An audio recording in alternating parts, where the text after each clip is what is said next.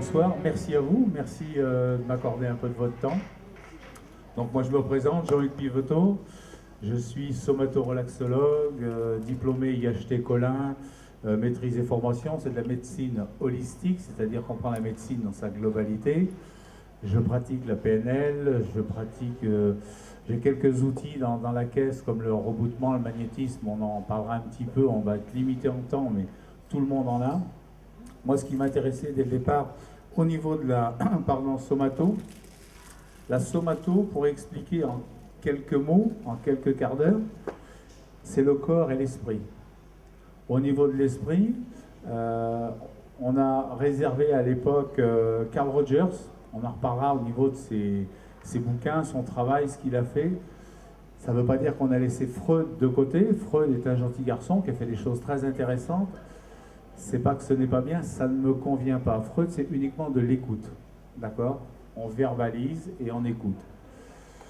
À partir de l'instant où on va verbaliser, plutôt écouter, on va aller chercher tout ce qui traîne, tout ce qui va coincer au niveau du fonctionnement d'une personne.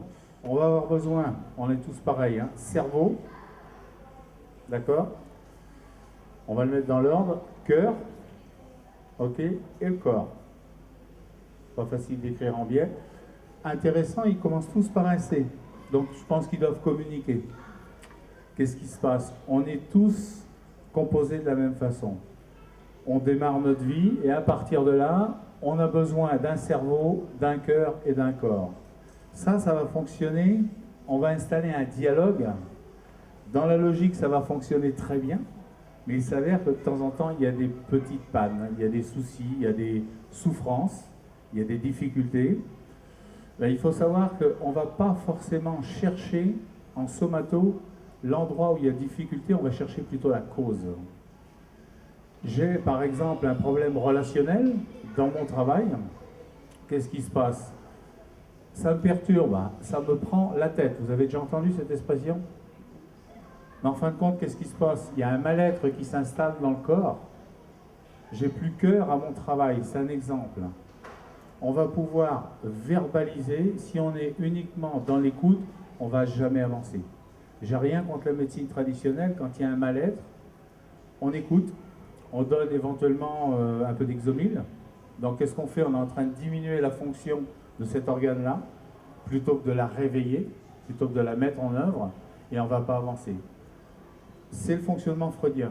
Freud, on a très bien compris le fonctionnement, qui fonctionne dans une certaine mesure, 8 à 10 ans de thérapie. Là, je suis obligé d'être complètement opposé à ça, 8 à 10 ans d'antidépresseurs. Vous savez, le système neurologique, quand c'est un tuyau d'arrosage, hein, quand on met des coups de marteau comme ça pendant 10 ans, bon, on a un résultat, ça s'appelle l'Alzheimer. C'est tout simple, malheureusement. Ça fait partie des nouvelles maladies. Notre corps, on va voir avec quoi on le nourrit, quelle est la nourriture de notre corps, qu'est-ce que l'on mange réellement.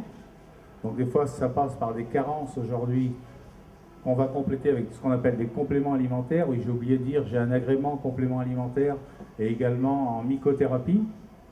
Il y a un très bon bouquin qui est en train de sortir, là, celui-ci je l'ai oublié aussi.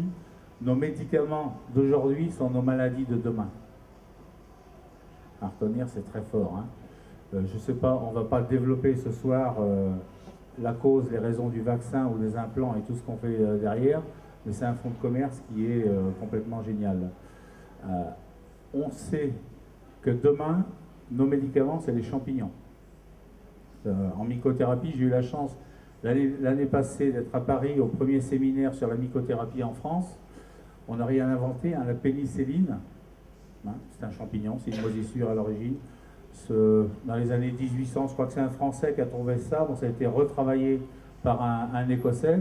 On a soigné des millions de gens, ça nous paraît anodin. C'est le meilleur support qui peut exister. D'accord?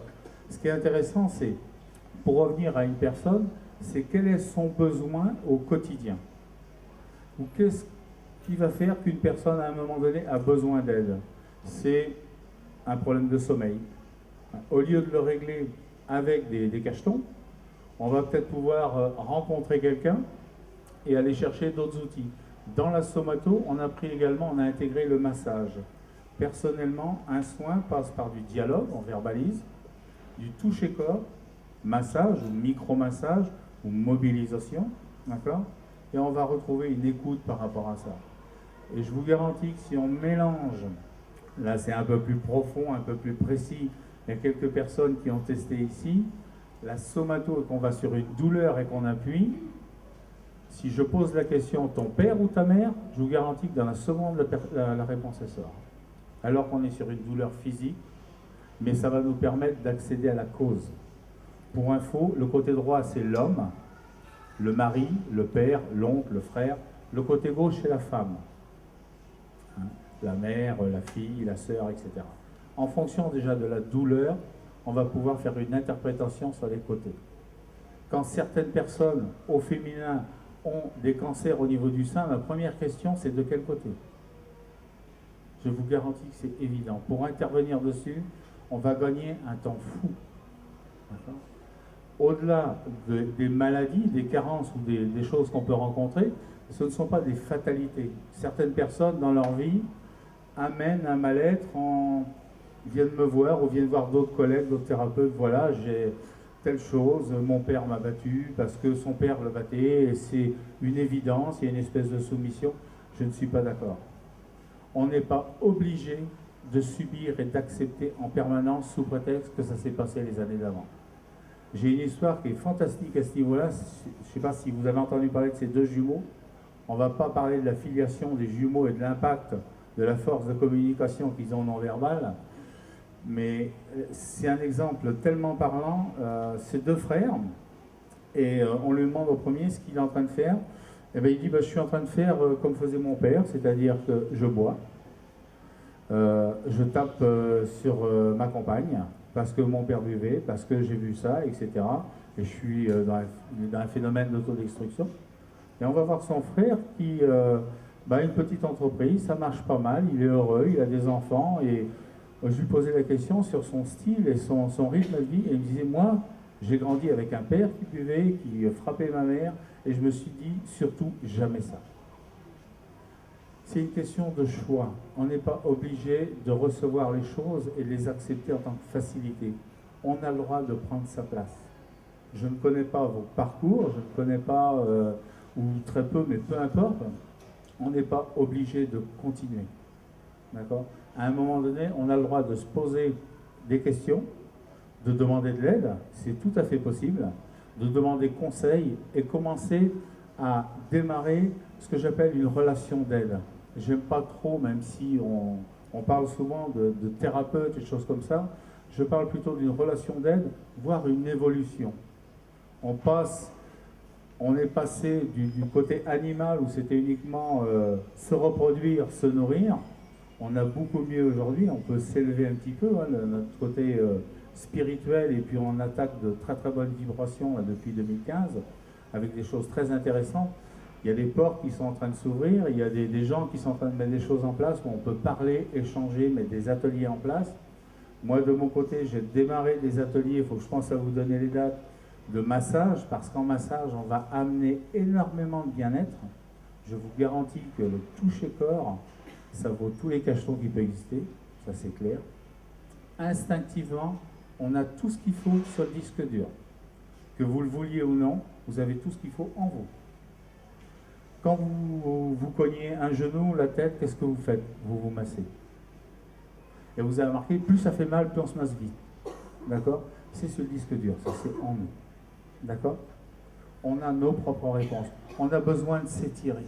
D'accord? On va s'étendre après une journée de fatigue ou après 3 heures de route. D'accord? On a ça en nous. Au niveau cellulaire, je vous garantis qu'il y a une usine à gaz qui est fantastique. On n'a pas fait mieux, même si on arrive à évoluer aujourd'hui, à greffer, à fabriquer des cœurs. On a un schéma cellulaire. Alors pour les gens qui subissent dans le mental des maladies comme une fatalité, notre corps renouvelle des millions de cellules tous les jours. Ça va dépendre de ce qu'on leur donne en aliments, à nourrir. D'accord? Il y a un aliment que j'ai rencontré il y a très longtemps qu'on appelle le placebo. Vous avez entendu parler de ça? On donne, c'est génial, hein, on donne à quelqu'un de la mie de pain parfumée ou colorée, on lui dit que c'est un médicament, et on s'aperçoit que la personne règle son problème. Les premiers placebos qui ont été utilisés, c'était assez particulier. Dans la médecine traditionnelle, on faisait des injections d'eau distillée pour les douleurs, quelqu'un qui avait très mal à une hanche, et je vous garantis que c'est hyper douloureux, c'est une horreur, risque zéro, et la personne partait, elle était contente, elle avait mal, donc son problème allait se régler. D'accord? Toutes les mamans ici, vous êtes une usine à placebo. À partir d'un instant où vous avez un bébé, qu'est-ce qui se passe? Quand il se cogne, attends, je vais te faire le bisou magique. Ou la petite bave, ou le câlin, etc. C'est du placebo. Et le gamin, il repart, il n'a plus rien. D'accord? C'est génial. Ça veut dire que si on sait enclencher un processus au niveau du mental, avec de l'affectif, on va reconstruire le corps. Il y a un... J'avais amené quelques... Il y a un film que moi, je vous engage à voir, Dr Patch. Robin Williams, je lui fais coucou, il nous a quittés il n'y a pas longtemps, c'est quelqu'un que j'aime beaucoup. C'est un film où il traite, comme tous ces films, avec beaucoup d'humour, avec beaucoup de tendresse, des situations assez douloureuses. C'est une histoire vraie, Dr Patch, hein, c'est le fondateur des instituts, vous savez, les nez rouges pour les services de cancéro pour les enfants. Bon, dans le film, en plus, il met un bazar pas possible dans le monde du médical à sa façon, et c'est complètement génial. C'est quelqu'un que j'aime beaucoup, qui a fait là aussi tomber des barrières. Je vous invite vraiment à rencontrer ce film parce que les gens qui aujourd'hui sont missionnés par leur cœur pour ce genre d'intervention font des choses fantastiques. Je ne sais pas si vous avez été dans ces services-là, c'est vraiment impressionnant. Ce qu'on appelle les nez rouges font un travail formidable.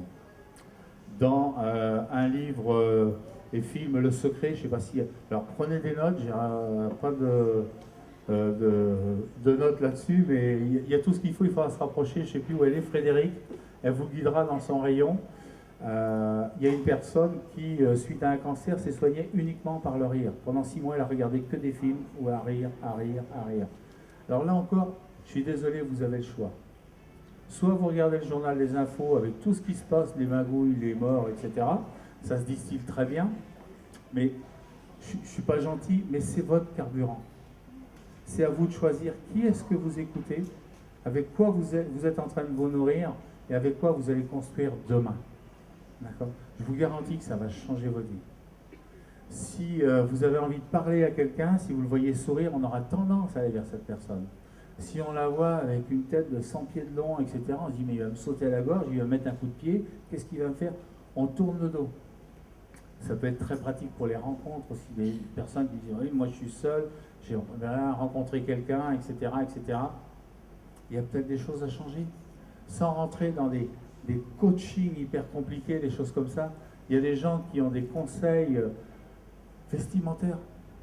Changez simplement une couleur, un vêtement, les endroits que vous fréquentez. Je fais une parenthèse, hein. Il y a une majorité de femmes, je suis quand même impressionné, il ne faut pas que je dise n'importe quoi, mais c'est vrai que le côté macho, où on s'est en train d'évoluer un petit peu, mais c'est à vous de prendre votre place, il faut aller les secouer ces bonhommes. Hein. Parce qu'ils sont là dans leur coin à faire les malins, mais si vous n'allez pas leur faire coucou et les taquiner un petit peu, ben, il va falloir aller les faire bouger. D'accord? Ça, je ferme la parenthèse. Les autres moteurs qui vont nous faire avancer dans notre vie, c'est quoi? C'est l'argent, la santé et l'amour. Ça, c'est nos 3 moteurs de base. D'accord? Alors pour l'argent, je ne vais pas ouvrir de parenthèse ce soir, mais je vous garantis qu'il y a des solutions. Il y a quelques années, j'allais à Bercy rencontrer Gérard Toiti, qui a écrit un très bon bouquin, Ciao la crise, ça me vient en même temps. Maintenant, c'est son fils, on le voit de temps en temps sur les informations boursières ou des choses comme ça. Il y a des choses qui sont en train de se passer, qui sont en train d'aller très très vite, contrairement à ce qu'on pense. Plus il y a de la crise, plus il y a des opportunités.